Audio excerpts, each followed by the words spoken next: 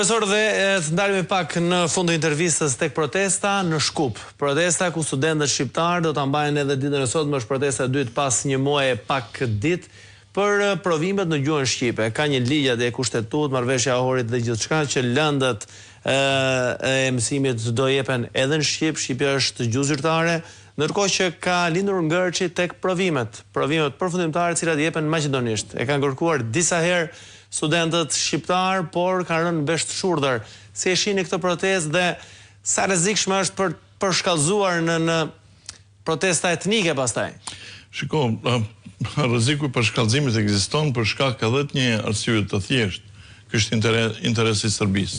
Domthonë që të situata ke tension në rajon, domthonë sa më shumë që tension të ketë në rajon, aq më tepër Serbia nuk do të jetë deli azez e Ballkanit. Madje paraqitet si një faktor për me shujt atë zjarr. Faktor stabiliteti. Faktor stabiliteti.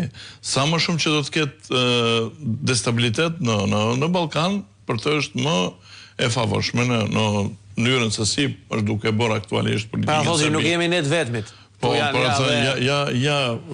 këtu janë problem. E tash problemi është që ne shqiptarët jemi shumë shkurtpamës, domethënë edhe pavarësisht që gjatë kohës kur u bën zgjedhjet e fundit kombëtare në Maqedoni,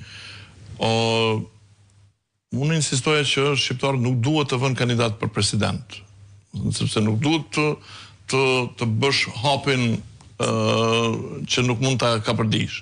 Kur ishte qartë se nuk mund të zgjidhet një president shqiptar në Maqedoni. Pra ishte e pamundur dhe nxiste tension. Po jo, po ishte në atëherë kishim një kandidat, një president dhe një kandidat i cili ishte pro-amerikan, që ishte për të drejtat e shqiptarëve, siç ishte presidenti Pendarovski. Dhe në qoftë se shqiptarët nuk do të vënin kandidat për president dhe do ta përkranin Pendarovskin, ai do e fiton të qendrondin e parë, do fiton të zgjedhjet dhe do ishte akoma president. Përkundër faktit që pritej që VMRO, si një parti pro-serbe, të fiton të pushtetin, sepse ishte kryer një situatë e tillë për shkak të rrethonave që Bullgaria bëri një politikë të gabuar ndaj Maqedonisë, edhe tek maqedonët aty ka dy orientime, o pro-bullgar o pro-serb. Derisa Bullgaria bëri politikë gabuar, përfitoi Serbia dhe prandaj kjo forca politike VMRO, si një forcë pro-serbe, përfitoi dhe dihet që do ta merrte pushtetin.